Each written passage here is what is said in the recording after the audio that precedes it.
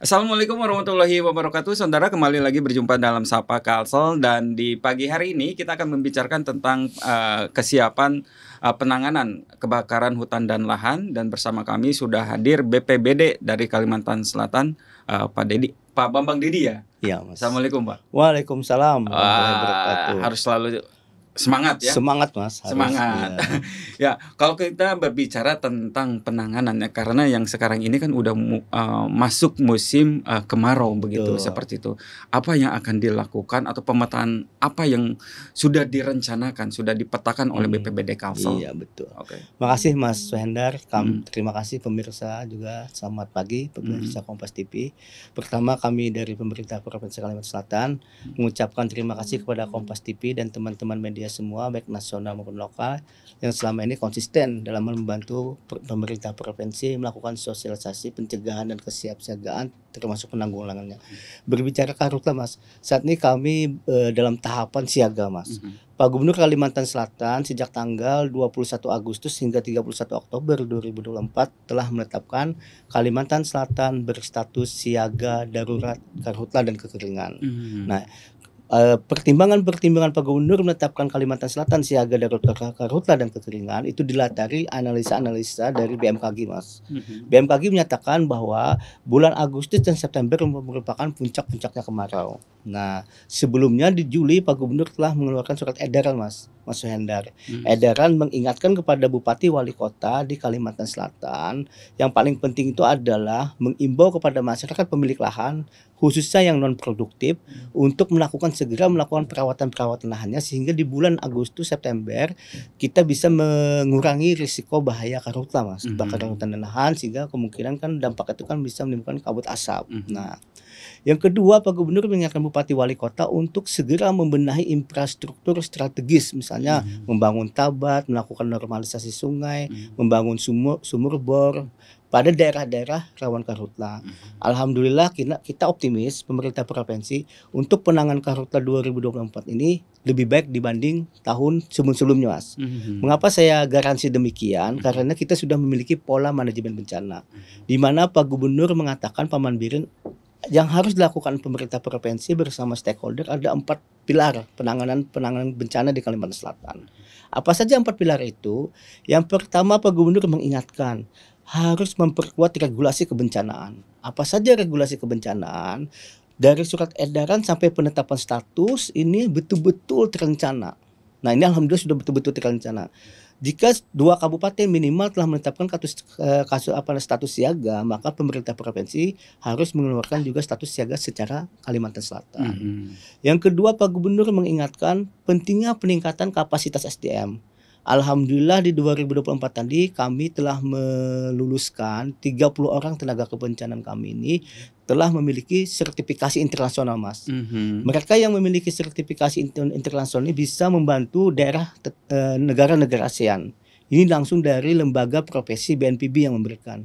Selama 2 minggu mereka diberikan pendidikan dan pelatihan, layak tidak kan mereka mengantongi. Alhamdulillah dari 30 yang ikut pelatihan dan sertifikasi semuanya lulus.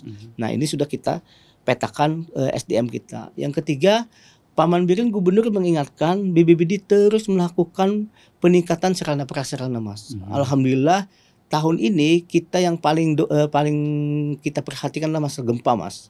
Jadi konsekuensi kita saat ini bukan hanya masalah kebakaran hutan lahan, angin puting beliung, gelombang pasang, kekeringan, tetapi Pak Gubernur sudah menyatakan bahwa gempa jangan sampai di nomor 2 kan. Karena beberapa lalu kan di gempa kan. Februari bulan. Nah, jadi saat ini Pak Gubernur telah meminta kepada BPBD untuk mengadakan alat namanya peringatan dini gempa, Mas. Kita nanti akan kita adakan semua kabupaten kota kita berikan hibah 1 alat, Mas. Sehingga alat ini nanti memproteksi, mengingatkan secara dini terjadinya gempa.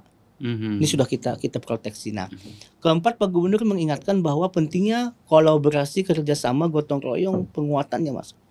Alhamdulillah ini sudah terjalin, sangat-sangat mantap.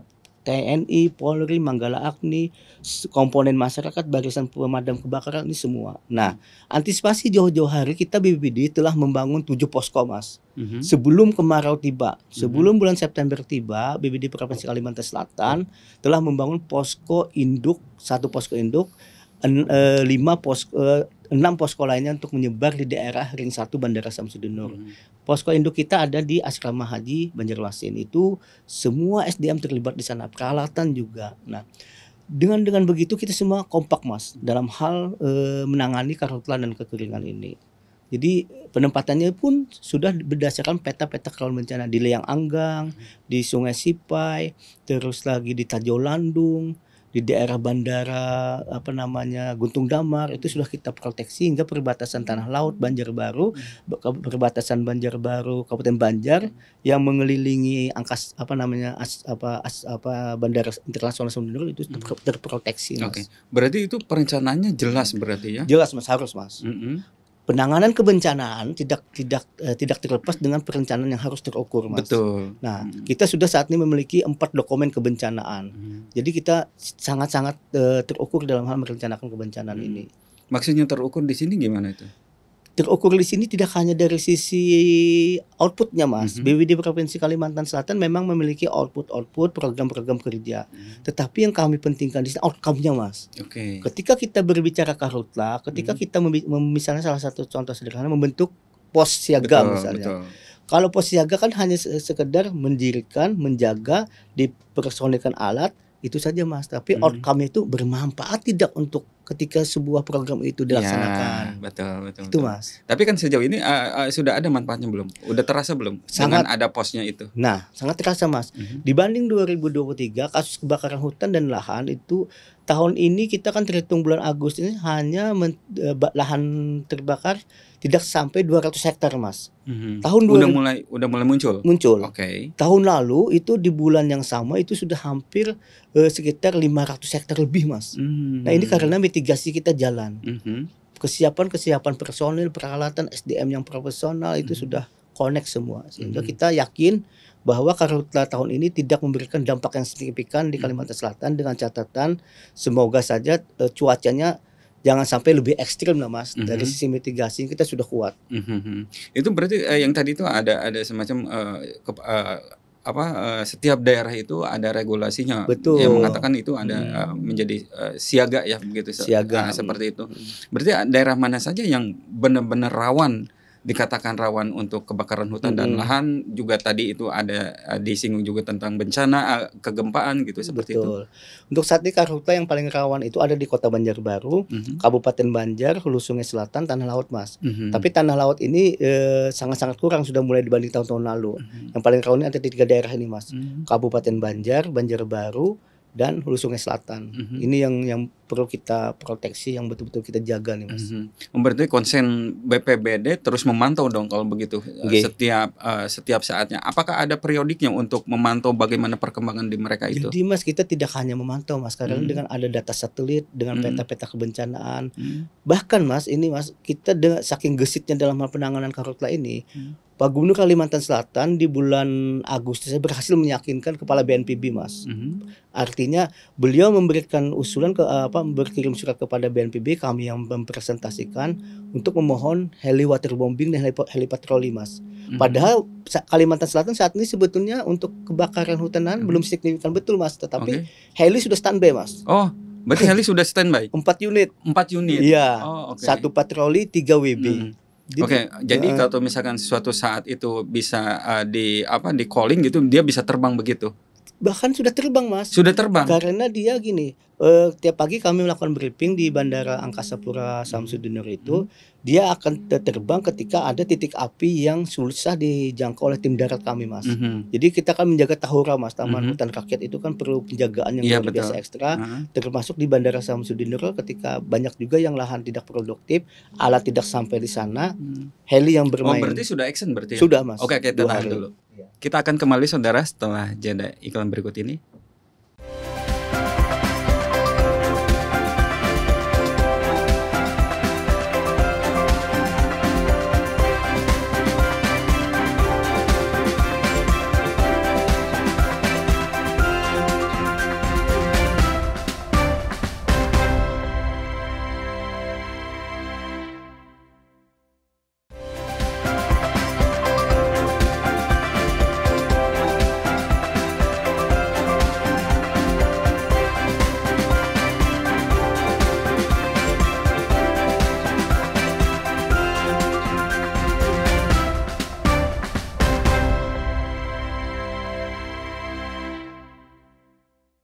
Baik, terima kasih saudara, masih di Sapa Kalsel dan kita kembali lagi melanjutkan perbincangan di pagi hari ini. Berarti yang tadi 4 heli Heli. itu sudah action berarti ya? Action. Oke. Itu untuk di wilayah operasinya di mana? Di Kalimantan Seluruh Kalimantan Selatan, di Selatan. langit Kalimantan Selatan. Ketika suatu daerah perlu operasi WB, kan diawali dengan patroli dulu nih Mas. Betul. Ketika heli patroli ini melihat ada titik api yang cukup besar, dia langsung kontak ke sentral layanan penerangan kami. Di sentral itu nanti menugaskan atau memerintahkan WB untuk beroperasi di wilayah titik api yang kita maksud tadi itu.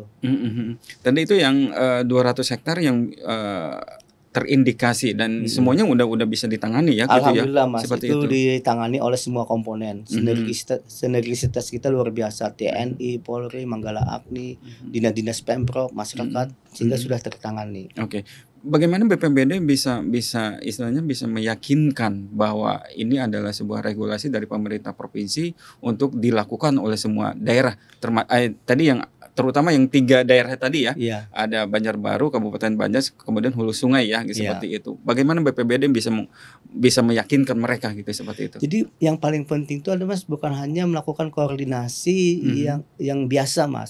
Kita butuh penanganan kebencanaan di Kalimantan Selatan ini perlu ekstra luar biasa Mas. Ketika koordinasi kita bukan lagi koordinasi yang sapa telepon, pertemuan, tidak Mas. Kita terapkan adalah strategi yang betul-betul sampai ke desa-desa Mas. Jadi BPBD Kabupaten setempat bersama kami di provinsi, kita kan juga punya ada Destana namanya, Desa Tangguh Bencana, yang di situ yang betul-betul kita bina, kita maksimalkan peran mereka dan kita support Mas. Itu yang perlu kita kuati. Ya, karena kan kalau misalnya kebencanaan itu kan kita tidak bisa tidak bisa terencana dan terjadwal begitu kan ketika itu. Berarti sampai ke akar rumput boleh dikatakan Harus demikian, seperti itu. Jadi akhirnya informasi itu bisa cepat tersampaikan ke BPBD dan itu bisa BPBD bisa langsung action begitu. Oke. Terus kalau yang tadi itu kan ada 30 personil yang mendapatkan sertifikasi internasional. Itu gimana ceritanya? Jadi gini, dengan adanya 4 pilar ketahanan bencana yang merupakan inisiasi Pak Gubernur secara orisinil pemikiran beliau, dari sisi penguatan regulasi, peningkatan kapasitas SDM. Selama ini sejak BPBD Provinsi Kalimantan berdiri Mas tahun 2009, itu belum ada perhatian secara khusus Mas terhadap SDM ini. Nah, maklumnya di PNS kami itu kan kadang-kadang ketika pejabat itu kan ada mutasi. Tetapi setelah itu kami berpikir Mas, ada arahan dari Pak Gubernur, ternyata perlu ada peningkatan kapasitas SDM yang betul-betul mumpuni. Dan ini tidak cukup di situ Mas. Kami mencari celah, memetakan siapa sih orang BNPB yang membidangi masalah itu. Ternyata di pusat pendidikan dan latihan mereka. Saya selaku Kabid Pencegahan Kesiapsiagaan memaparkan betul. Kebetulan basic saya kan ilmu komunikasi dan mantan jurnalis. Saya peta pejabat BNPB, terus teman kami di staf ini juga luar biasa dia mendorong, Pak, kalau gimana Pak ini kita kerjasama dengan Pusdikal BNPB untuk melakukan sertifikasi. Sehingga begitu kami melakukan audiens, presentasi, gayung bersambut Mas. Sehingga kami bisa mendaftarkan 30 orang tenaga kebencanaan kami ini untuk mengikuti pelatihan sertifikasi. Berapa lama itu pelatihan? 2 minggu Mas. 2 minggu. Di mana? Pertama memang secara Zoom meeting untuk mengefektifkan waktu dari pihak BNPB Zoom meeting. Nah 1 minggu itu full pelatihan Mas. Teorinya secara Zoom meeting beliau yang datang ke tempat kita ke BNPB dengan catatan uji kelayakan tempat, sarana prasarana itu harus memang standar menurut mereka. Dan alhamdulillah kami dengan cepat memenuhi syarat-syarat yang diinginkan oleh BNPB itu. Sehingga dengan kelayakan itu BNPB merekomendasikan Kalimantan Selatan BPBD Kalsel layak untuk mendapat tempat untuk pelatihan itu tadi Mas. 30 personil itu kemudian juga sudah disebar juga untuk melakukan action. Nah, jadi gini Mas, 30 personil ini kami petakan lagi Mas. Yang mana ahli kajian cepat ketika terjadi bencana ada 5 orang.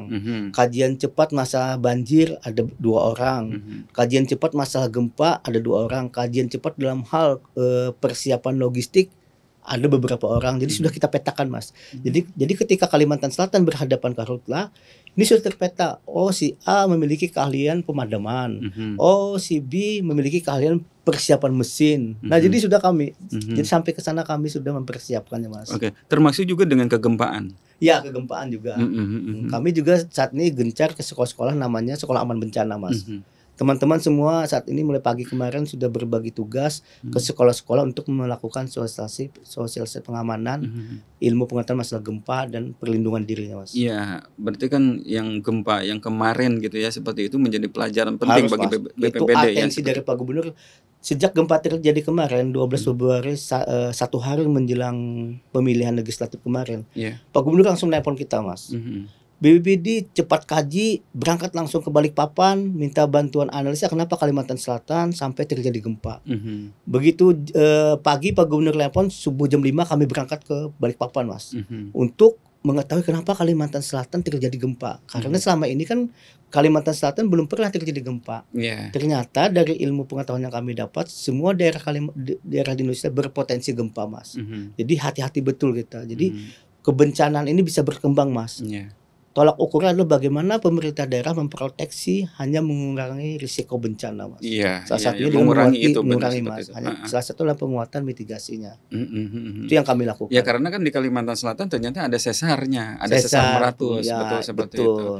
Kemarin juga sempat kami ngobrol-ngobrol dengan BMKG gitu. Kenapa itu terjadi? Ternyata di Kalimantan Selatan ada sesar meratus.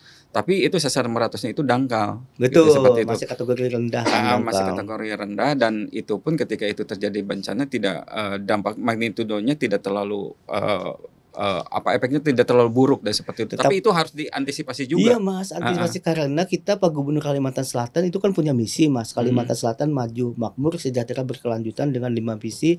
Pertama adalah peningkatan SDM, kedua adalah pertumbuhan ekonomi, ketiga peningkatan infrastruktur, keempat peningkatan pelayanan fasilitas publik yang terukur, dan yang kelima, Mas, memperkuat ketahanan bencana, Mas. Nah, ini yang betul-betul menjadi inspiratif kami, roh kami dalam bekerja, sehingga ketika kami melakukan kerja-kerja lapangan itu connect, Mas. Dan ini alhamdulillah misi Pak Gubernur ini connect dengan RPJMN nasional, Mas. Jadi saat ini kita global juga atensi masalah lingkungan hidup ini menjadi nomor 1, Mas.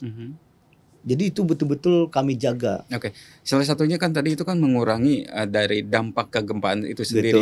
Baik itu dari utamanya untuk manusianya seperti itu. Apakah sudah dilakukan juga untuk sosialisasi bagaimana untuk menangani atau menyelamatkan diri ketika itu terjadi gempa? Kita tahan dulu, Pak. Ya, Mas. Kita akan kembali, saudara, setelah jeda iklan berikut ini.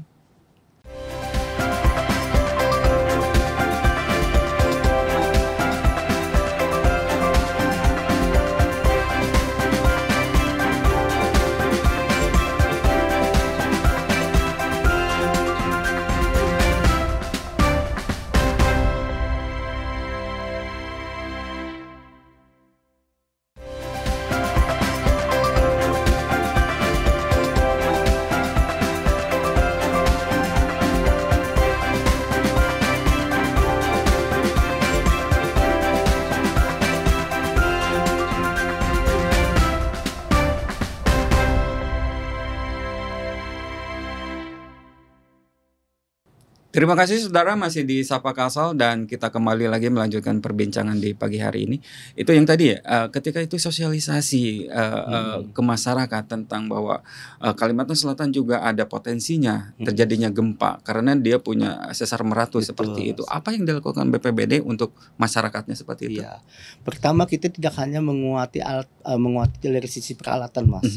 Artinya kita menyiapkan prasarana peringatan dini deteksi gempa. Tetapi yang paling penting adalah bagaimana kita melakukan mitigasi terukur, sosialisasi terukur masalah pengenalan masalah gempa itu, Mas. Nah, kita sudah dalam beberapa bulan terakhir sejak Februari 2024 tadi yang terjadi gempa, itu kami terus melakukan sosialisasi, Mas. Tidak hanya memberikan materi secara umum apa itu gempa, bagaimana penanganannya, tetapi tim kami yang profesional tadi mempraktikkan secara langsung, Mas. Dan alhamdulillah berkat bantuan media massa termasuk Kompas TV, kami saat ini kebanjiran, Mas. Banyak perusahaan swasta, rumah sakit, lembaga-lembaga pelayanan publik yang meminta kami untuk mengisi latihan itu secara langsung, Mas. Seperti Rumah Sakit Ciputra, hotel-hotel Galaxy itu saat ini kami proposal yang di meja kita itu, Mas.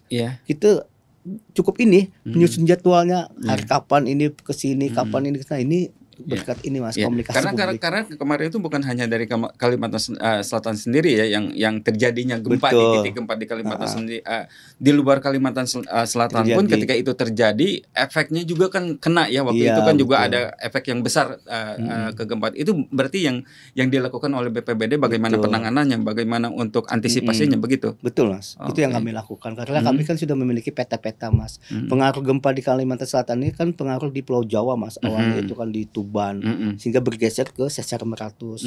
Tetapi sudah kita sepakat bahwa ini jangan sampai dijadikan di nomor 2 kan Mas. Ini harus menjadi agenda atensi yang Betul. harus kita persiapkan betul Betul. antisipasinya. Terus kalau tuh misalkan berarti kegempaan sudah terencanakan, sudah terpetakan Betul. seperti itu. Terus tadi juga dibicarakan tentang kembali lagi untuk kebakaran hutan dan lahan juga sudah mulai terencana gitu ya seperti Mas. itu. Karena Agustus dan September itu adalah puncak kemarau. kemarau ya seperti itu. Bagaimana dengan hujan? Nanti kan kalau misalkan terjadinya anomali langsung tiba-tiba hujan, Nah, itu ini seperti itu juga. bagi kami Mas BPBD Provinsi Kalimantan betul. Kalimantan Selatan ini saya kembali lagi inspiratif dari Pak Gubernur Paman Biril ini luar biasa Mas. Kepada kami diingatkan bahwa jika terjadi musim kemarau, jangan sampai kita melupakan antisipatif di musim banjir atau hujan Mas. Sebaliknya, ketika Kalimantan Selatan didera badai ekstrim musim hujan, jangan sampai kita melupakan ancaman karhutla Mas. Nah itulah yang menjadi kami. Jadi semua sudah terpadu Mas. Artinya bagaimana kami itu sigap dalam hal menangani baik itu terjadi banjir maupun bencana-bencana lain seperti karhutla ini Mas. Contoh Mas, karhutla ini Mas, kita tidak hanya mengusulkan heli WB atau heli patroli yang sudah datang Mas. Cepat sekali datang di Kalimantan Selatan. Ini sangat berbeda tahun 2023. Ketika posisi fase puncak kemarau, kita terus terang Mas karena SDM kami ini terbatas, pemikiran juga terbatas sehingga terlambat dalam hal usulan ke BNPB Mas. Alhamdulillah tahun ini semakin baik. Begitu Pak Gubernur mengusulkan memberikan rekomendasi usulan mohon kepada Kepala BNPB untuk mengoperasionalkan heli WB dan patroli dalam hitungan minggu Mas masuk. Beliau juga cerdas gini Mas. Kalimantan Selatan kan sudah dapat bantuan BMKG terkait hujan buatan selama 12 hari atas usulan beliau juga. Pak Gubernur tidak begitu. Dia langsung juga mengusulkan kembali Kalimantan Selatan data BMKG dalam seminggu sepekan ini masih ada potensi hujan Mas. Beliau mengharapkan bantuan kembali dari pihak pusat untuk melakukan TMC lanjutan Mas. Saat ini bukan lagi namanya teknologi modifikasi cuaca tetapi operasi modifikasi cuaca Mas. Apa itu? Hujan buatan Mas. Okay. Jadi artinya cuaca itu dimodif dengan beberapa teknik-tekniknya dari TNI Angkatan Udara dengan BMKG sehingga bisa melakukan hujan buatan. Merekayasa lah. Iya. Itu sudah terpetakan daerah mana saja yang akan nanti dilakukan hujan buatan itu? Nah, dari data BMKG itu Mas ada 2 daerah yang kemungkinan di musim kemarau ini masih berpotensi hujan meski kategori sedang. Ini Kota Baru dan Tanah Bumbu. Tidak menutup kemungkinan akan bergeser ke daerah-daerah barat, utara dan selatan. Dan mudah-mudahan saja Mas potensi awan itu masih ada di Kalimantan Selatan sehingga kita tetap heli tetap patroli, tim darat tetap patroli siaga dengan memadamkan titik apinya. Potensi awan masih ada sehingga bantuan pusat bisa kembali memprogramkan operasi modifikasi cuaca di Kalimantan Selatan sehingga connect Mas. Sehingga dampak-dampak yang besar terhadap karhutla ini bisa kita kurangi. Sehingga Kalimantan Selatan betul-betul tangguh dalam hal menghadapi kebencanaan. Kalau sekarang kalau dalam waktu dekat sudah ada perencanaan untuk melakukan modifikasi hujan itu? Ini kemarin tuh kita masih usulan Mas. Usulan. Saat ini ada 2 usulan Pak Gubernur. Yang pertama bantuan dari heli waterbombing, heli patroli. Yang kedua TMC lanjutan. Saat ini di BNPB masih berproses Mas. Saat ini kan yang masih concern betul ini memadamkan di jalur kesulitan jalur yang memang cukup sulit dijangkau oleh tim darat heli waterbombing. Berarti heli itu udah standby di sudah Mas bandara ya? Sudah dan tidak mudah Mas untuk mendatangkan heli itu. Perlu kajian cermat dari pihak BMKG layak tidakkah sebuah daerah mendapatkan bantuan. Bagaimana keseriusan kepala daerah dalam ketika mendapatkan bantuan itu perlu memang dari timnya gimana, ada tidak SK Satgasnya. Itu luar biasa karena itu kan sesuatu yang bakalnya nanti akan diaudit oleh lembaga BPK maupun BPKP, Mas. Jadi Iya, memang betul. betul-betul regulasinya harus Ya terukur. kebermanfaatannya seperti itu, Iya, Mas. fungsinya seperti apa, Mhm. efisiensinya juga seperti apa, Betul efektifnya juga betul. seperti apa gitu, Mhm. seperti itu. Ada mungkin, ada himbauan kepada masyarakat berkaitan dengan, cuaca musim panas sekarang ini, Mhm. apa itu yang akan disampaikan pada masyarakat? Ya, terima kasih, Mas. Yang paling penting adalah kita selalu melek data-data BMKG. Saat ini kan sudah BMKG kan dalam hitungan jam, itu di beberapa situs website itu mendatakan info BMKG. Mhm. Jadi ketika masyarakat ingin mengetahui apakah hari ini cuacanya panas atau musim hujan, itu bisa diklik langsung di Google Mhm. atau di mana itu ada Mhm. namanya info BMKG, Ya, Mas. ada perkiraannya ya begitu ya? Perkiraan estimasi cuacanya. Yang kedua, kami memohon kepada masyarakat untuk menghindari perilaku atau sikap yang bisa mengundang potensi Mmm. menambah peningkatan Kebakaran lahan, karhutla. mhm. Misalnya ketika berkendara melintasi jalan-jalan yang ada apa namanya, rumput-rumput kering, kebetulan masih merokok, janganlah membuang puntung rokok secara sembarangan, itu yang hal-hal yang sederhana. Mhm. Juga jika ada kalau masyarakat menemukan titik api, itu hubungi langsung BPBD setempat kabupaten kota, Mmm. aparatur tingkat desa di kelurahan, juga BPBD Provinsi Kalimantan Selatan, Mmm, Mas. ada call center-nya? Ada, Mas, Heeh. 0017 itu. 0017 Iya, dan itu langsung connect langsung BPBD betul dan itu semua BPBD langsung action begitu ya? action, Mas. Oke, baik terima kasih Pak Bambang Makasih, Dedi. Mas Ya. Nandar atas ilmu dan wawasannya juga. Demikian saudara, atas perbincangan di pagi hari ini, kita akan kembali di episode berikutnya, sampai jumpa.